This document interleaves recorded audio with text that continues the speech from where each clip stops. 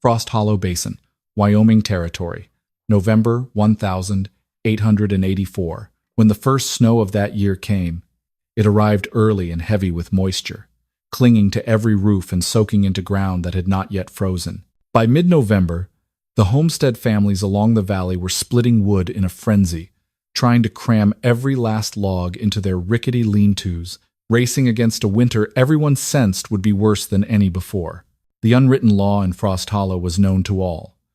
To survive a Wyoming winter, you needed at least 4 cords of wood, 5 if the season turned vicious. But there was one problem nobody talked about much, because it was too familiar to complain about. Wet wood. You could split until your hands bled. You could stack it neatly under the eaves. But when early rains turned to sleet, when wet snow piled high and melted into cold rivulets, when winds off Granite Divide swept through and turned everything into a thin sheet of slippery ice, then you had wet wood. And wet wood does not burn. It smokes, hisses, steals heat instead of giving warmth. Most men in the valley simply accepted it. That was winter. That was the mountains, burn more, endure it. One person did not accept it.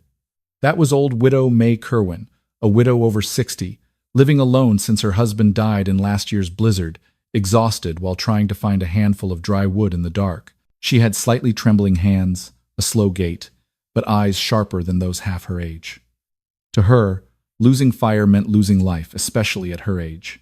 And while the whole valley began surrendering to the moldy, cold piles slowly turning into blocks of ice, Widow Kerwin did not.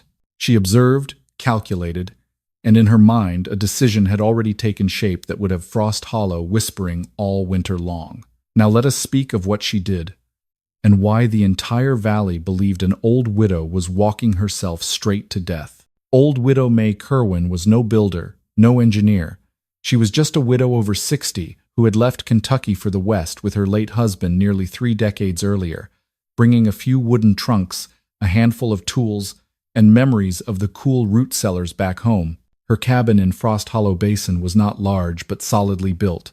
Raised floor, tight chinked logs, a stone fireplace anchored firmly to the wall.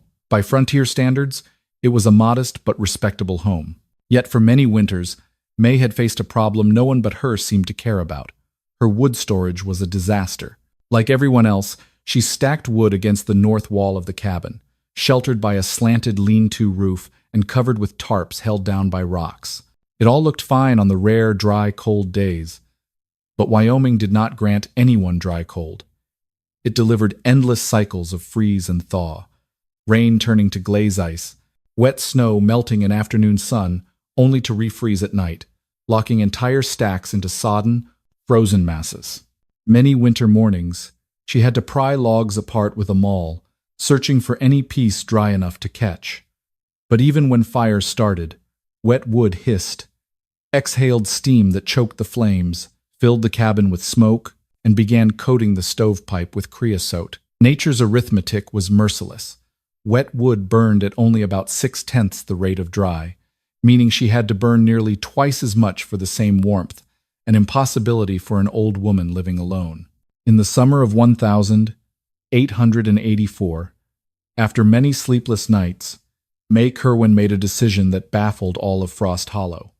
She would dig a cellar, not for turnips or potatoes, but for firewood, not beside or behind the cabin like a usual root cellar, but directly beneath the floor, creating an underground chamber below the main room, accessed by a trapdoor from the kitchen and with an auxiliary sloping entrance on the south side for hauling wood in.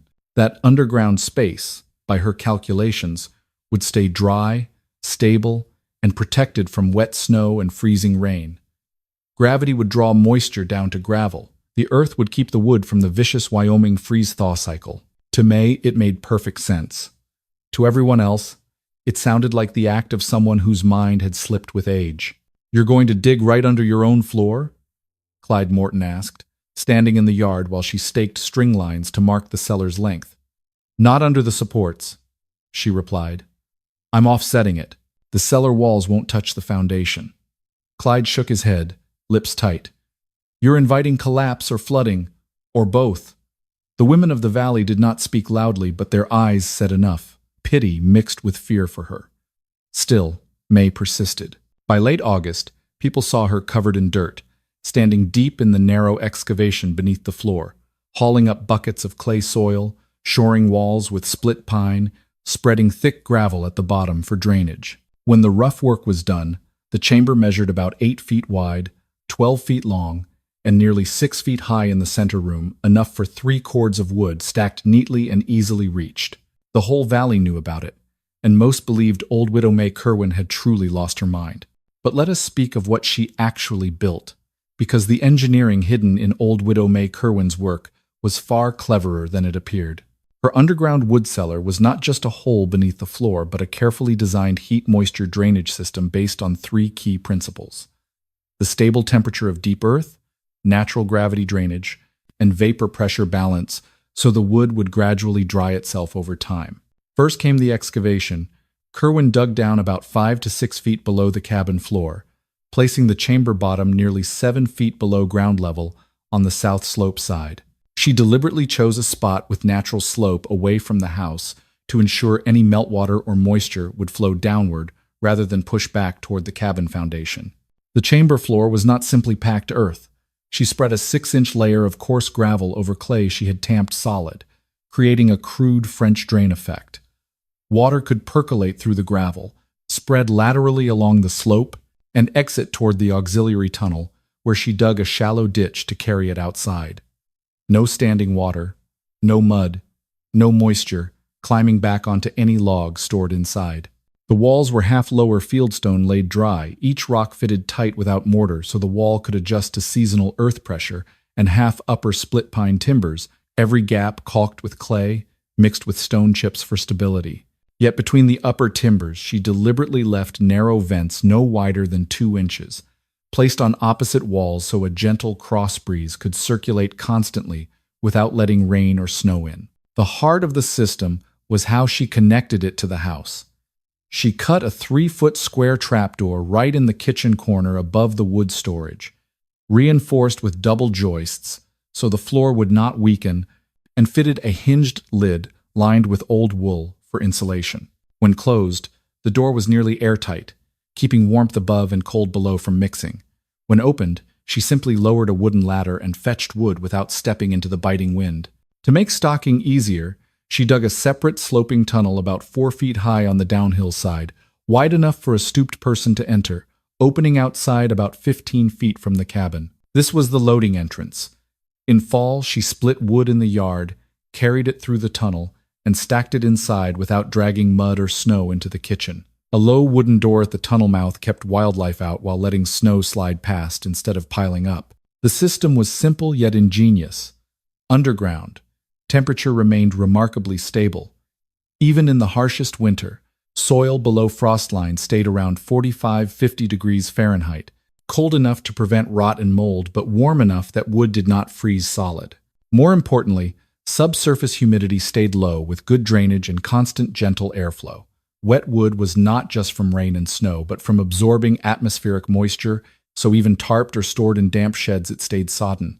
But in Kerwin's chamber, liquid water was carried away by the gravel floor.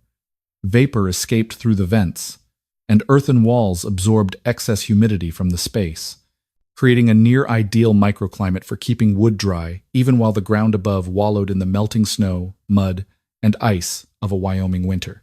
What astonished people was not only the system's effectiveness, but that an old widow alone, hands trembling, back bent, could single-handedly build something even the skilled men of the valley had never thought of. Yet no matter how sound her engineering, most still believed the cellar would not survive the coming winter.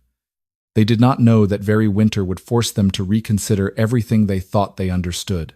Word of old Widow May Kerwin's underground wood cellar spread through Frost Hollow Basin faster than any cold wind off Granite Divide.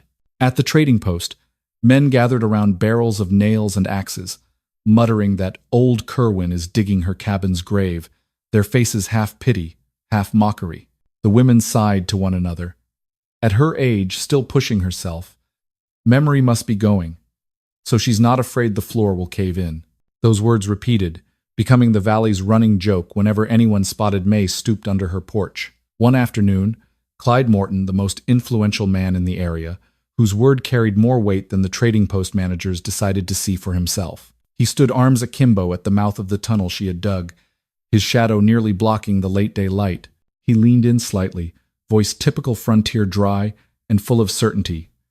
Digging like this, spring thaw will pull your whole foundation downhill.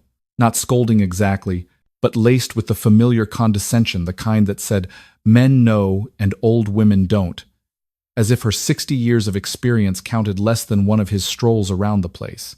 May only looked up at him, eyes neither angry nor yielding, just tired and resolute.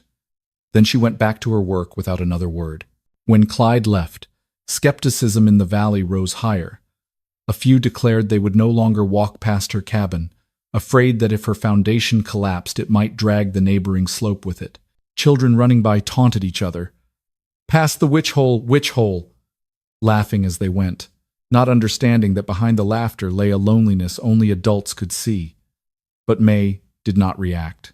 The deep lines on her face were not just from age, but from years battling winters, loss, and blizzards. She kept steadily carrying baskets of river rock down into the cellar, adjusting every corner of stone wall, nailing every bracing timber, movement slow but sure like someone who understood survival never came from haste. At night, wind howling across the cabin roof, she carried her oil lamp down into the unfinished chamber, standing alone amid the cool, exhaling earth. In that silence, she listened to wind whistling through the timber gaps above, as if hearing winter testing her will. Then she spoke softly but firmly.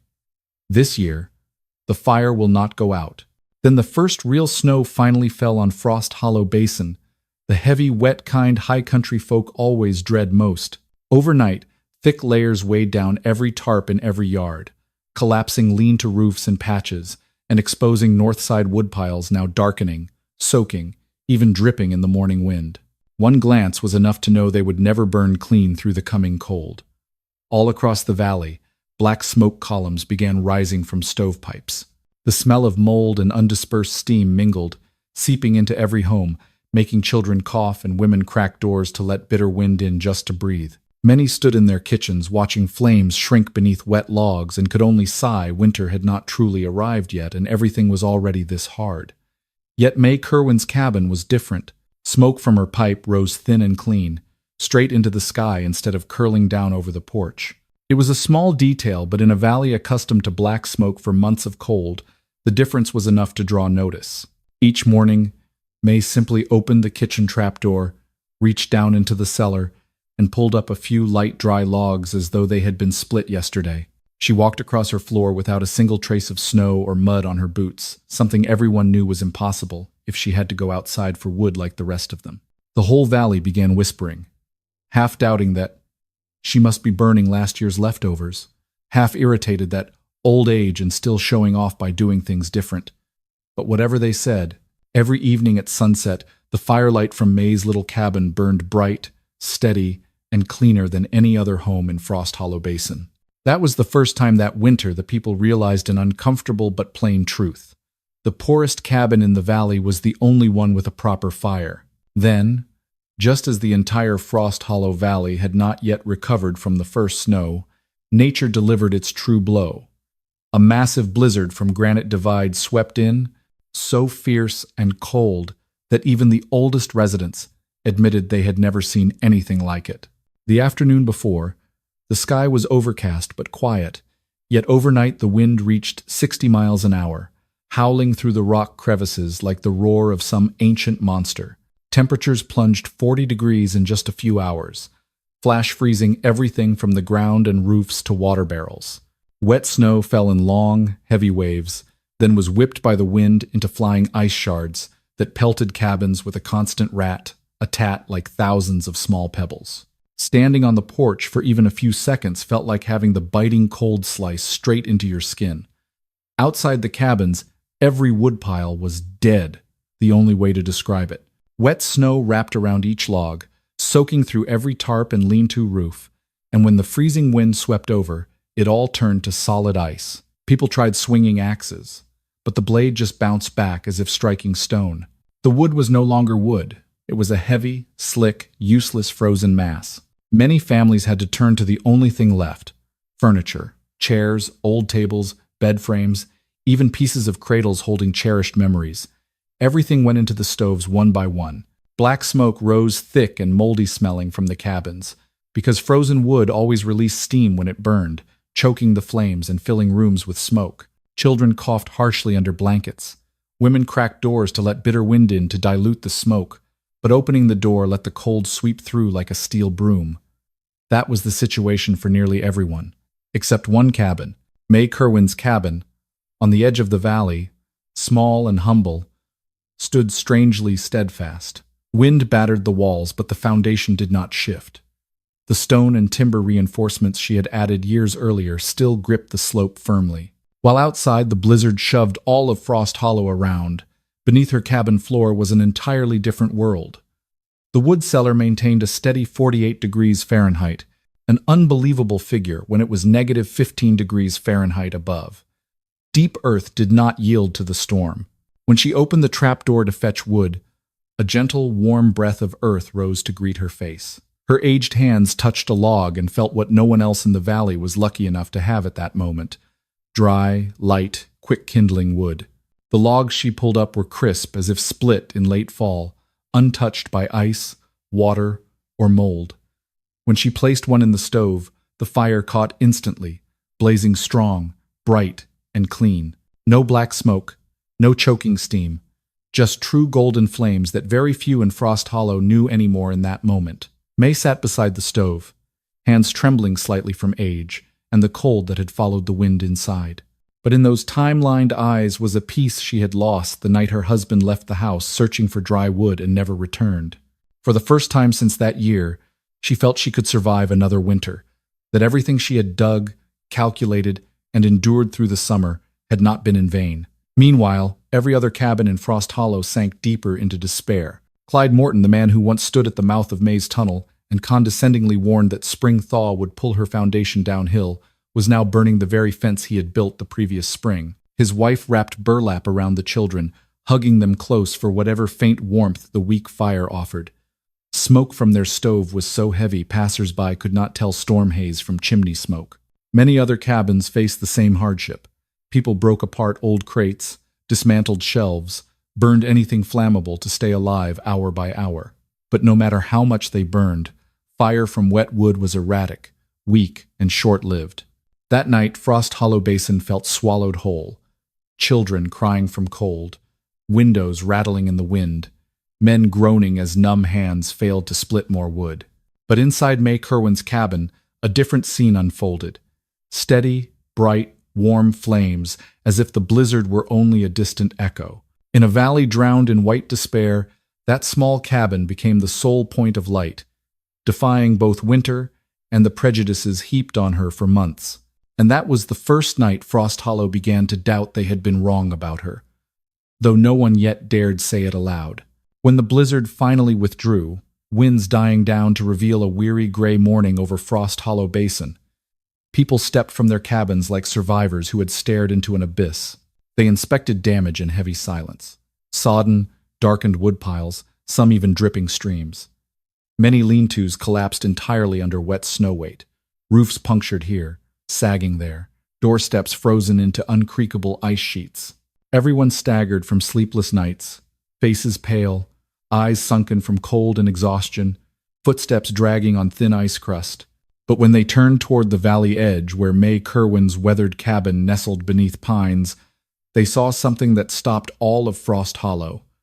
Her chimney still rose steady, with thin, clean, straight smoke, utterly unlike the thick black columns curling around other roofs.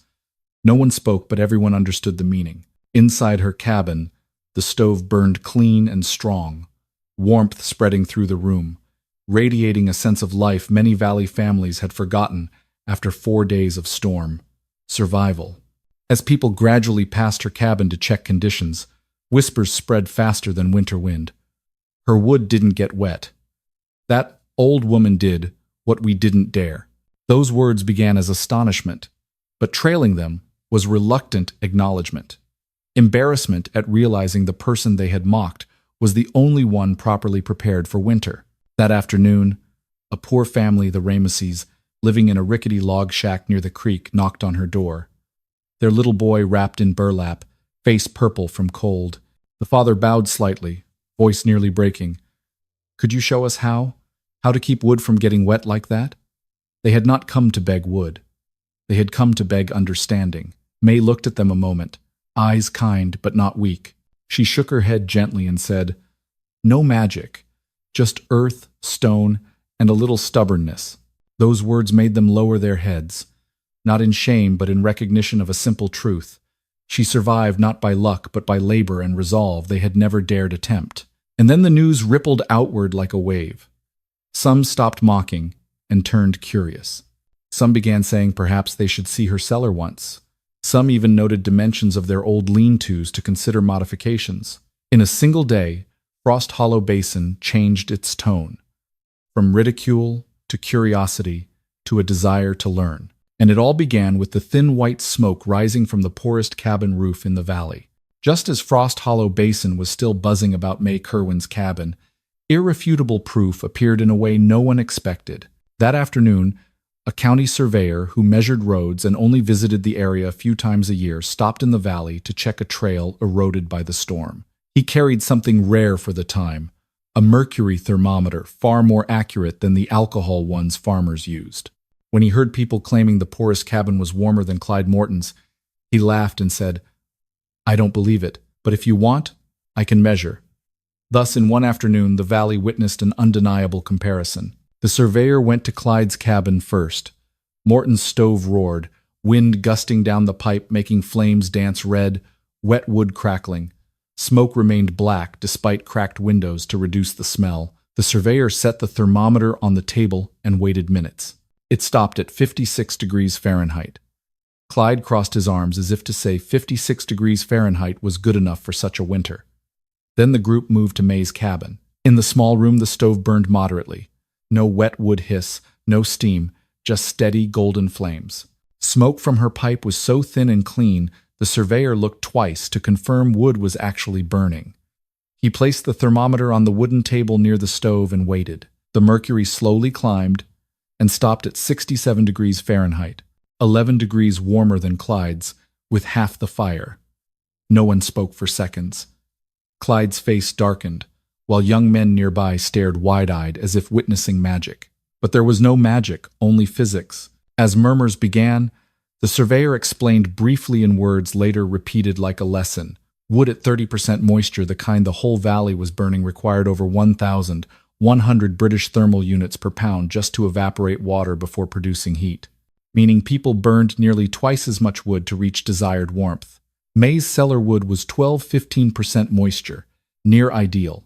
It burned about 40% more efficiently, produced no creosote, kept the pipe clear, and transferred heat better. A small cabin using half the wood, yet warmer, cleaner, and steadier. That was something no one in Frost Hollow had seen. When the group returned to the trading post, news spread like wildfire. "Old Kerwin is warmer than the young bucks." Some laughed, some flushed, some shook heads in regret at never thinking of something so simple. Debate erupted about her cellar. Would it crack? Could the floor hold? Would stone walls collapse? But those who had sneaked looks said, "No cracks seen." Others confirmed, "Stone walls dry too." And what bothered them most was having no reason left to deny her cellar was working perfectly. Weeks-old mockery turned to confusion, then to admission that perhaps, just perhaps, they had been wrong about the old woman they had ridiculed. When spring poured down into Frost Hollow Basin, meltwater running in long streaks along slopes, it was the time experienced residents usually checked foundations, barns, and especially structures stressed all winter. This time attention focused not on large cabins or Morton Ranch stables, but on tiny May Kerwin's house. Clyde Morton and 4 of the valley's most seasoned men, those who had declared digging under a cabin floor was courting death, decided they had to see her cellar themselves before final judgment. They arrived on a gray morning, melting snow making thin mud underfoot. No one greeted, only cold, solemn nods, as if inspecting an accident site. May opened the trapdoor, lit an oil lamp, and set it at the ladder edge, then stepped back for them to descend first. Clyde led. He stooped, stepped down, rung by rung, lamplight flickering on his usually stern face, now cautious. The 4 others followed, each carrying lingering doubt in their eyes. The chamber appeared in wavering light. Gravel floor still dry as midsummer. No mud streak. No standing water. Lower dry-laid stone walls retained original lines. No hairline cracks. No shift. No sign of foundation movement. Upper pine timbers caulked with clay remained tight, unwarped, intact. Remaining 3 cords of wood stood neatly stacked as if placed yesterday rather than enduring 4 harsh months. Clyde touched a log, pressed fingers to the surface, and nodded slightly at the dryness. He looked up at wall vents, clear, clean, no mold. Finally, they checked the auxiliary tunnel. No damp smell, no water traces. Base soil firm thanks to underlying gravel. No one spoke for half a minute. It was the heavy silence of a truth everyone saw but no one wanted to voice first. Then Clyde, who had mocked her most, clasped hands behind his back, scanned the chamber once more, and sighed not anger but concession. He spoke slowly, each word weighty. "You did what we spent our lives avoiding." The 4 men behind him lowered heads, none contradicting. That was Frost Hollow Basin's "I'll be damned" moment, reluctant but genuine acknowledgement on behalf of a community that once thought she was digging her cabin's grave. May stood at the ladder top, hands gripping the trapdoor edge for balance. Hearing that, she did not smile, did not gloat, did not retort sarcastically. She only said softly, loud enough for the whole chamber, "At my age, surviving matters more than pride." No victory flaunted, no glory boasted, just the plain truth of an old woman who chose not to die in winter. When they emerged from the cabin, the 4 men's demeanor had changed. No more condescending looks, no more cruel jokes.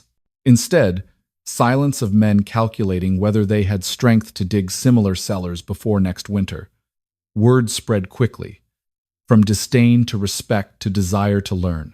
Those who once called her cellar witch hole now asked each other, "Wonder where she started?" And Frost Hollow Basin gradually realized. The old widow had not merely survived, she had changed how the entire valley prepared for winter. Summer 1885 arrived in Frost Hollow Basin like a long exhale after the harshest winter many had witnessed. Snowmelt formed thin streams down mountainsides, exposing dark, compacted earth. Air remained cool but no longer skin-piercing, and as soon as soil softened enough for shovels not to bounce, the strangest movement in valley history began. A wave of digging cellars May Kerwin's way. 12 families, including some who had mocked her loudest, decided to build their own Kerwin shelters. They did not announce it grandly, did not call it revolution, but stakes driven around cabins, strings stretched for slope measurement.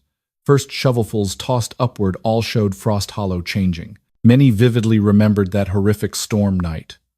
Wet wood, frozen wood, fires dying midnight, shivering children, men burning furniture to survive. And everyone remembered the small but steady glow in May's cabin light that made people look at each other in silent, hard-to-articulate admiration. That summer, the Morton family finished the first cellar after hers. Smaller, simpler design, but fully based on May's principles. Half-foot gravel base, dry stone walls, opposite vents, natural south slope. When Morton's cellar was done, people came to see, nodded, then returned home and started digging. What followed was not mere spread, but an explosion of survival knowledge. Summers 1886, 1887 turned all Frost Hollow Basin into an underground worksite. 20 to 25 cabins gained Kerwin-style cellars. And surprisingly, residents began customizing versions for their needs. Some built dual chambers, one for potatoes and carrots, which kept excellently underground, and one for wood. Some dug spring runoff ditches to prevent heavy melt from turning soil soupy. Others framed reinforced entrances to keep tunnels dry in heavy rain. But May's core principles, 3 pillars the valley now recited, remained. Stable earth for temperature, stone and gravel for drainage, air circulation through small vents. Most remarkable was May's role in the movement. Though over 60, shoulders stooped, hands cracked from prior winter, she still walked cabin to cabin, leaning on a wooden staff, carrying a small basket of sample stones and clay. She showed each family how to choose best clay, dark-colored, pliable when twisted between fingers. She demonstrated stone stacking so walls would not collapse, buffering between stone and timber so moisture would not wick upward. Some days people saw her kneel, pressing clay into wall gaps with the back of her hand despite trembling knees from age. Those who once ridiculed her men at the trading post, women spreading "she's gone senile," children calling her cellar witch hole, now watched her work in unusual silence. No one dared call her weak anymore. No one dared joke. Past insults vanished like late spring ice. New phrases emerged. "She knows more than all of us." Without her, many Frost Hollow kids wouldn't have made it through that winter. A group of young men even gave her a name the valley grew accustomed to. Elder May Wise Elder. The title was not mere respect for age, but recognition she had corrected how Frost Hollow thought about survival. Not just wood cellars, not just dry wood, but daring what others feared. When winter 1887 arrived, the valley scene was utterly different from 2 years earlier. No desperate pre-storm scrambles, no men prying frozen logs, no thick black smoke from cabin pipes. Instead, thin, clean smoke rose steadily from most homes. Children no longer slept in heavy coats, women no longer coughed constantly from damp smoke, men no longer burned furniture for warmth. They were prepared. They had learned the way May survived. As the valley glowed with warm, steady fires, no one remembered the ridicule the year she began digging. But everyone remembered one thing. That winter, Frost Hollow Basin no longer lost to nature. And it all began with an old widow once mocked for daring to dig into the earth to keep her fire alive. 40 years later, when Frost Hollow Basin had changed with wider roads, new fences, and grown grandchildren of the original pioneers, people began noticing something strange. Many Kerwin cellars dug by the trembling hands of an old widow remained nearly as sound as the first day. Drainage ditches, she designed by instinct and experience, still flowed freely each melt season. Gravel layers she poured still functioned, uncollapsed, unclogged. Dry-laid stone walls still stood straight despite 4 decades of Wyoming winters. Some cellars were used to store local records, settlement maps, pioneer journals. Others became places school groups visited to hear teachers tell of Mrs. Kerwin, the woman who changed an entire valley's survival with an idea once deemed insane. And gradually, Frost Hollow Basin passed down sayings nearly every household knew. She wasn't strong. She was right. She didn't fight winter. She understood it. Those words were not just about cellar engineering, they were about people, about quiet courage, about elderly wisdom society often overlooks. Because throughout life, strength is often judged by muscle, loud voice, male authority, while an old solitary woman's wisdom is dismissed as something to brush aside. Yet that very wisdom saved Frost Hollow in the terrible winter of 1884, 1885. Without the first Kerwin cellar, many valley children might not have lived to tell the tale. And from that, Frost Hollow's enduring lesson became as clear as wind howling down the mountainside. The elderly are not past to leave behind. They are living memory, libraries of experience, pages whose true value we only recognize when nature squeezes humanity until it gasps. Many solutions once ridiculed, like May's underground cellar, later proved the only ones to withstand the test. In a noisy world where everyone wants to speak, assert, be seen, May Kerwin's story reminds modern people, especially American audiences, 3 things. Ingenuity over pride, not ego but clever observation saves us from peril.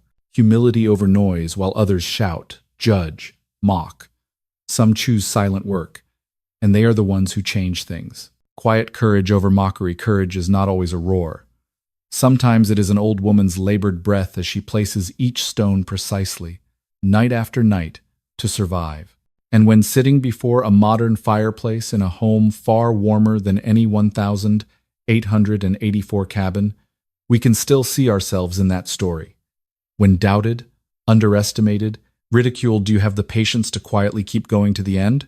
Before closing the tale, if you find something worth learning from the woman an entire valley once called crazy, please subscribe as a tribute to the ancestors who survived with calloused hands, unloud wisdom, and perseverance we still inherit every day.